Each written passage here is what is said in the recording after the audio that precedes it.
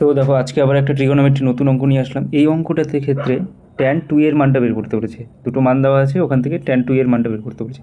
এই অঙ্কটা করতে গেলে এই সূত্রটা অবশ্যই আমাকে জানতে হবে। ট্যান আলফা প্লাস বিটার মানটা tan alpha plus tan beta by one minus tan alpha tan beta. তো দেখো এই ফর্মুলাটা আমি কাজে লাগানোর চেষ্টা করছি। তো আমাকে কী বের করতে বলছে? ট্যান টু এ। ঠিক আছে, ভালো কথা। তাহলে ট্যান টু একে আমি কীভাবে লিখতে পারি? এ প্লাস বি প্লাস এ মাইনাস বি, এইভাবে লিখতে পারি না ট্যান টু একে? দেখো দেখি, ট্যান টু একে এইভাবে লিখতে পারি কি না? ট্যান টু একে লিখতে পারি তো। তাহলে এ প্লাস বিকে যদি আলফা বলি আর এ মাইনাস বিকে যদি বিটা বলি, তাহলে দেখো তো এই সূত্রটা পড়ে যাচ্ছে না, ট্যান আলফা প্লাস বিটার সূত্রটা।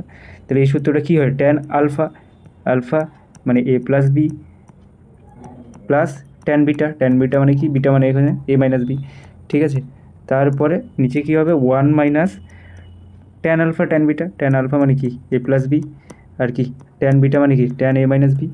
এবার তুমি দেখো প্রতিটা মান তুমি জানো, ট্যান এ প্লাস বির মানটা কী দেওয়া আছে? পি। তাহলে পি হয়ে যাবে। আর ট্যান এ মাইনাস বির মানটা কী দেওয়া আছে? কিউ। তাহলে P plus Q. One minus tan A plus বির মান পি, ট্যান এ মাইনাস বির মান কিউ। তাহলে P plus Q by one minus P Q. B answer হবে।